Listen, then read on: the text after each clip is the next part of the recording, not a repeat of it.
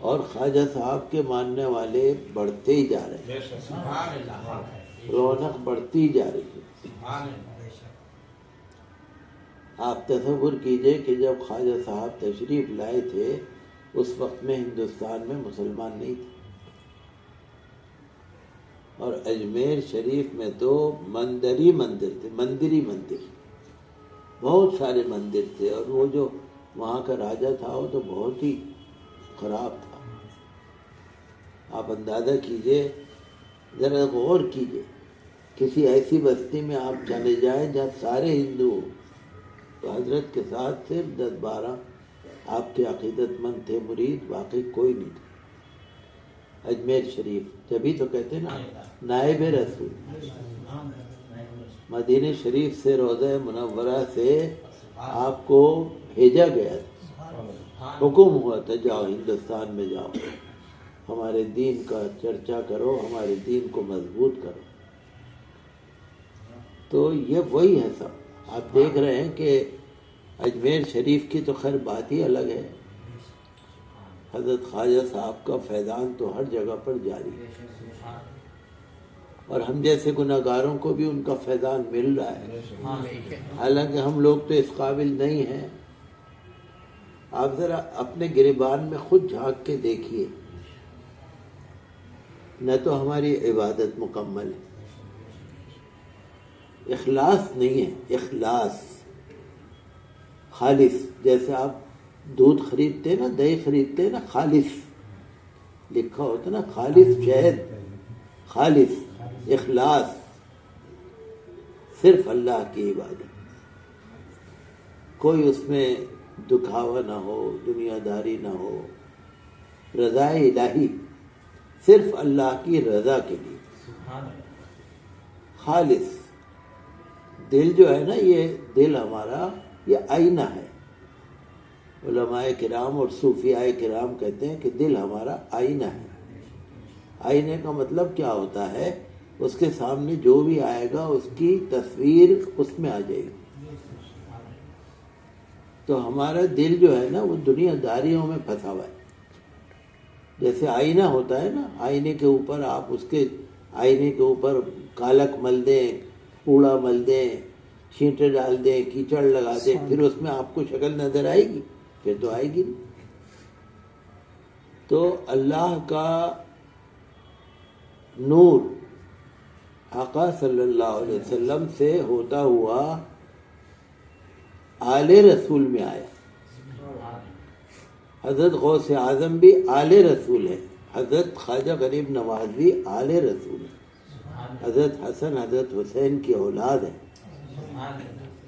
اور ان کی عبادت گزاری جب یہاں تشریف لائے، میں سن رہا تھا کافی دن پہلے ایک ویڈیو سن رہا تھا، اس میں کچھ غیر مسلم بڑی بکواس کر رہے تھے۔ خواجہ صاحب کا لنگر تو چلتا ہی ہے، آپ کو معلوم ہے خواجہ صاحب کا لنگر چلتا تھا،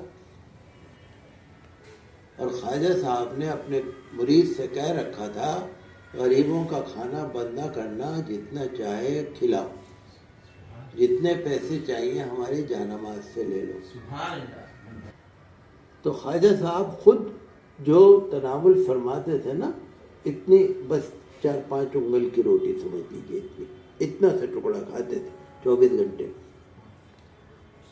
اور غریبوں کو کھلانے میں بہت، تو ان کا فیض آج بھی جاری ہے الحمدللہ۔ اور مجھے تو خواجہ صاحب کی زیارت ہوئی تھی، میں تو اجمیر شریف وہاں جو انجمن خدام وہ ہے نا چشتیہ، ان کا دعوت نامہ آیا تھا، میں وہاں گیا تھا، بلند دروازے پر میری تقریر ہوئی تھی، بھائی رحمان جو ہے ہمارے ساتھ یہ بھی گئے تھے، بھائی عاشقین بھی گئے تھے، تو مجھے تو خواجہ صاحب کی 2 دفعہ زیارت ہوئی۔ ہمیں آپ کو سب کو فیضان مل رہا ہے، آج بھی مل رہا ہے، لیکن اس کا یہ ہے کہ ہمارے اندر دل صاف ہونا چاہیے۔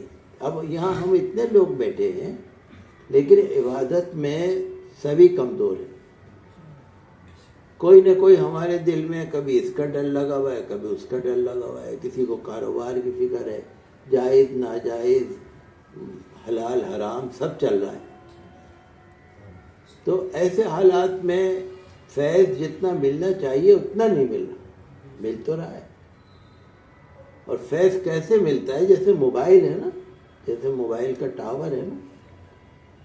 ابھی یہاں آپ میرے موبائل سے نمبر ملائیے، امریکہ میں مل جائے گا نا.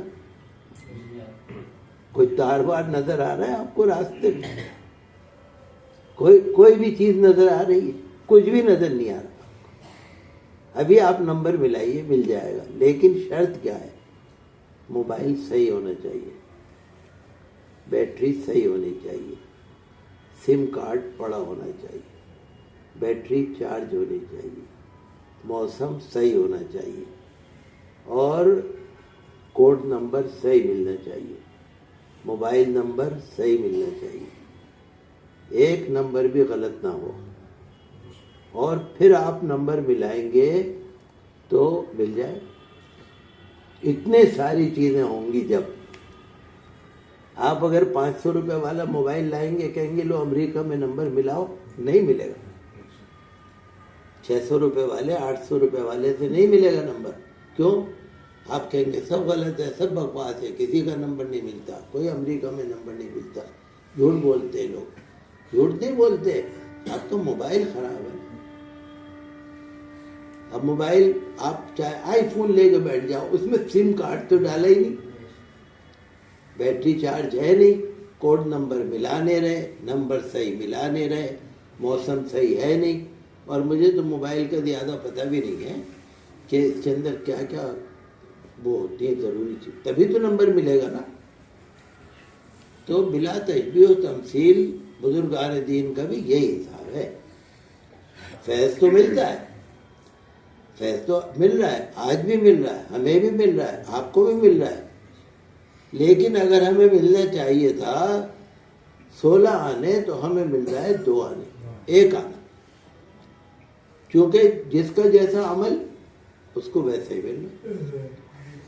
تو ہمیں ضرورت یہ ہے کہ فرائض، نماز، روزہ، فرائض، معاملات اور رضائے الہی، اصل چیز ہے رضائے الہی، جس میں دکھاوا نہ ہو، کوئی ریاکاری نہ ہو، کوئی کسی کا ڈر نہ ہو. حضرت غوث اعظم رضی اللہ عنہ فرماتے ہیں اگر تمہارے دل میں کسی کا ڈر ہے تو یہ بھی شرک ہے. آج کل جیسے حالات آپ دیکھ رہے ہیں نا، آپ کے دل میں کسی کا ڈر آ گیا، یہ بھی شرک ہے. اگر آپ کے دل میں کسی سے نفع حاصل کرنے کی امید ہے نا کہ بھئی یہ آدمی بہت اچھا ہے، یہ مجھے نفع دے گا، چلو اسے سلام کر لو، اس سے مصافحہ کر لو، چلو کچھ مٹھائی دے دو، کیوں کہ یہ آدمی کام کا ہے، یہ مجھے نفع ضرور دے گا، یہی شرک ہے. حضرت غوث اعظم فرماتے یہی شرک ہے.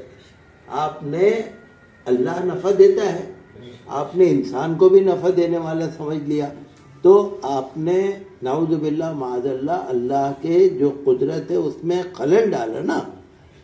بھئی اللہ بھی آپ کو فائدہ دیتا ہے، آپ نے ان کو بھی سمجھ لیا فائدہ دے گا، اس کو بھی سمجھ لیا فائدہ دے گا.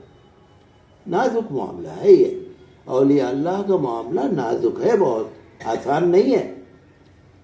ہم لوگ سمجھتے ہیں کہ درگاہ شریف میں ہو کے آ گئے تو بس سارا کچھ مل گیا، مل تو گیا، لیکن اس کے بعد آپ کو وہ چیز رکھنی پڑے گی دل کے اندر جو خواجہ صاحب سے آپ وعدہ کر کے آئے، دعا کر کے آئے، وہ بھی رکھنی پڑے گی، اور بزرگان دین نے جو کچھ بتایا اس پہ بھی عمل کرنا پڑے گا. بہت نازک معاملہ ہے یہ. دل جو ہے نا یہ آئینہ ہے، آئینہ. لیکن ہمارا آئینہ جو ہے نا، جو لکنگ گلاس ہوتا ہے نا، آئینہ، مرر، تو آئینہ جو ہوتا ہے اس کے اوپر آپ نے کیچڑ مل دی، اب آپ کھڑے ہو کے اپنی شکل دیکھ رہے، نظر کہاں سے آئی؟ ٹھیک ہے نہیں؟ وہ پرانا آئینہ جس کے پیچھے کا کلر چھوٹ جاتا ہے نا، شکل تو اس میں بھی نظر نہیں آتی. بالکل صاف ہوگا، آپ کو پتہ لگ جائے. آپ کے اگر کہیں تل بھی ہے نا، آئینے میں پتہ لگ جائے گا. یہ جو دل ہے نا ہمارا، یہ اللہ کی معرفت کا آئینہ ہے. حضور صلی اللہ تعالی علیہ وسلم سے عشق اور محبت، عشق محبت. تو عشق اگر ہے، محبت ہے، سچی محبت، اور عمل ہے تو انشاءاللہ ملے گا. یہ ہے بڑا مشکل کام، اس پہ ہر ایک آدمی پورا نہیں اتر سکتا، لیکن کوشش تو کرے نا، کوشش تو کرے. خالص نہیں ہے نا، خالص نہیں ہے. میں ابھی 8-10 دن پہلے اخبار میں پڑھ رہا تھا کہ یہاں کے یو پی میں کسی جگہ پہ دیسی گھی بن رہا تھا، دیسی گھی.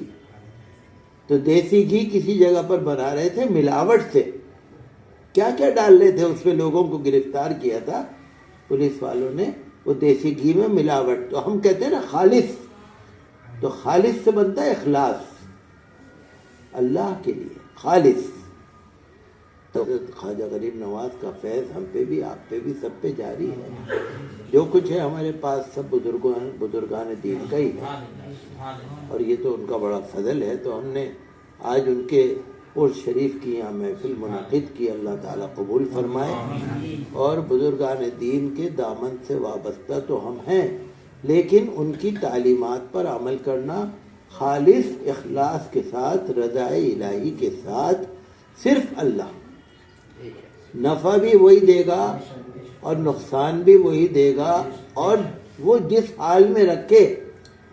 رضائے الہی، رضائے الہی کا مطلب یہی ہے کہ جو اللہ راضی، بس جو اللہ چاہے گا وہی. تو میں نے مختصر آپ کے سامنے یہ بات رکھی کہ اپنی کمیوں کو نظر رکھنے کی ضرورت ہے، دین کو سمجھنے کی ضرورت ہے، اور معاملات کو سمجھنے کی ضرورت ہے، آپس کے معاملات کو بھی سمجھنے کی ضرورت ہے. وہ تو جہاں بھی کمی ہوگی وہیں پر آپ کا موبائل جو ہے نمبر نہیں ہو جائے گا، جہاں بھی آپ کے اندر کمی ہوگی. تو یہ ہمارے لیے بہت ضروری ہے.